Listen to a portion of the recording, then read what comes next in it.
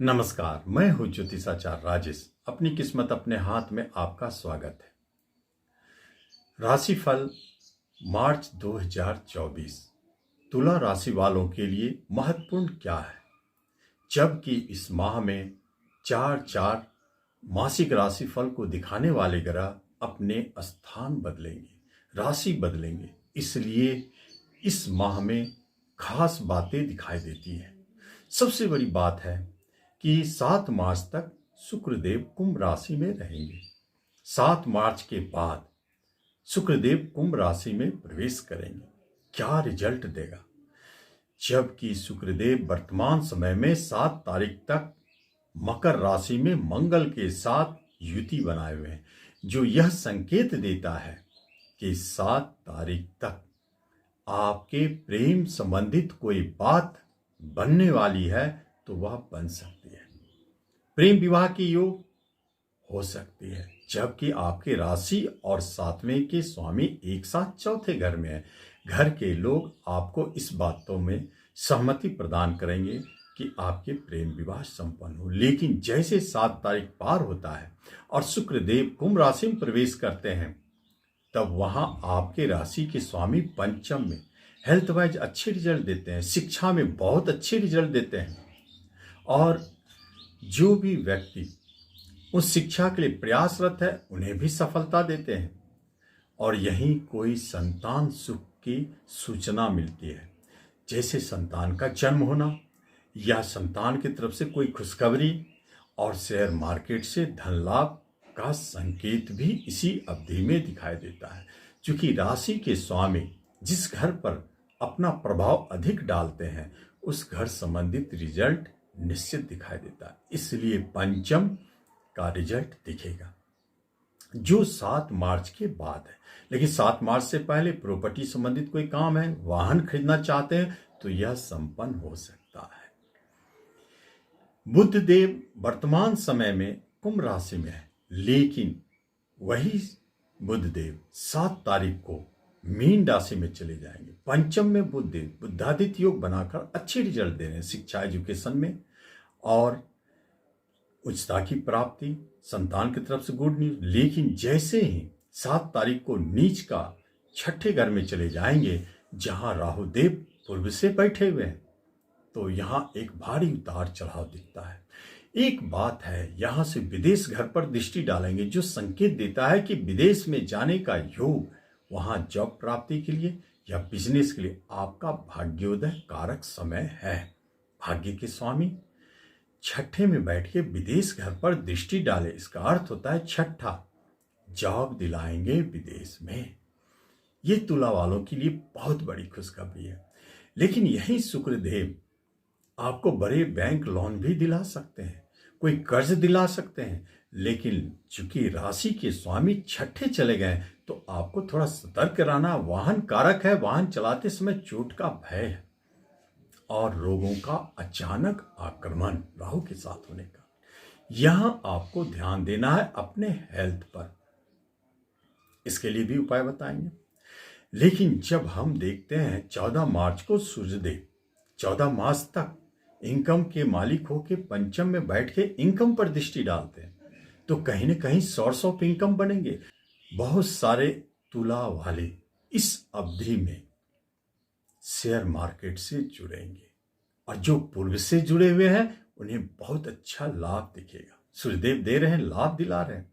और इसी अवधि में देखा गया कोई नए सोर्स ऑफ इनकम का भी जन्म होता है।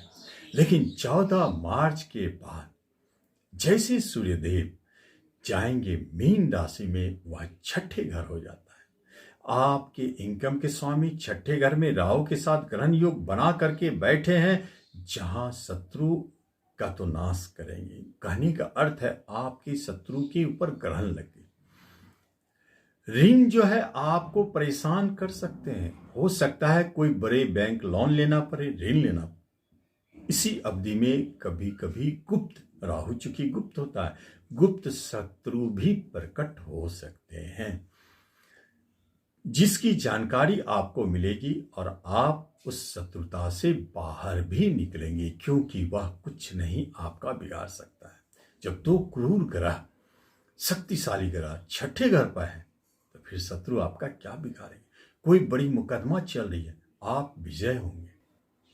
इसमें एक अच्छी बात भी है और बुरी बात यह है कि राहु सूर्य की युति छठे घर में आप अपने नाम यश को बचा कर रखें। मुफ्त की बदनामी, जो काम आपने नहीं किया उसके लिए आपको बदनाम होना पड़ सकता है। यहां आप थोड़ा सतर्क रहें। और जब हम देखते हैं मंगल देव को जो 15 तारीख तक उच्च का बैठे हैं चौथे स्थान में, जो रोचक नामक योग बना है और आपके कर्म स्थान पर दृष्टि डालते हैं, तो पुलिस, डिफेंस, प्रशासन के क्षेत्र में जो जॉब करने वाले हैं उनके लिए बहुत अच्छा समय है। जॉब की प्राप्ति, प्रमोशन मिलेंगे, इंक्रीमेंट मिलेंगे। बैंकिंग सेक्टर में जो है उनके लिए भी बहुत अच्छा संकेत देता है। यह मंगल देव आपको जॉब दिला सकते हैं 14 मार्च तक।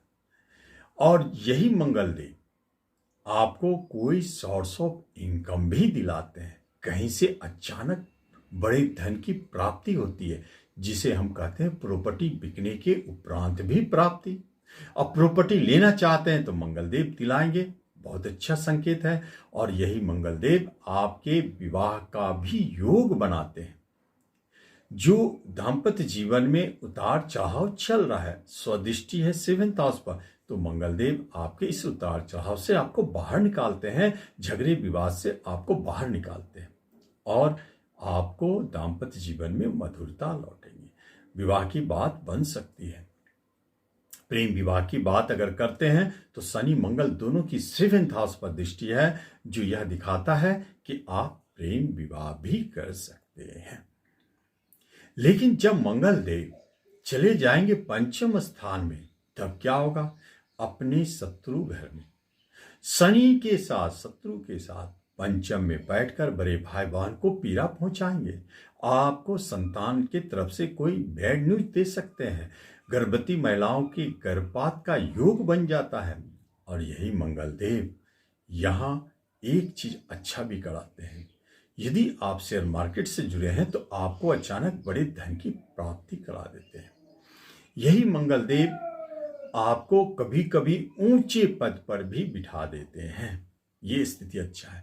गुरुदेव 7th में बैठकर आपके राशि को देख रहे हैं, इसलिए आपका मन प्रसन्न रहेगा, रोग मुक्त रहेंगे, आप स्वस्थ रहेंगे और बहुत अच्छे आशावान होकर के आप इस माह को लीड करेंगे। शनिदेव पंचम में स्वगृही है, परंतु सूर्य की युति के कारण कुछ पीड़ित होते हैं, बाद में ये मंगल के कारण पीड़ित हो जाते हैं।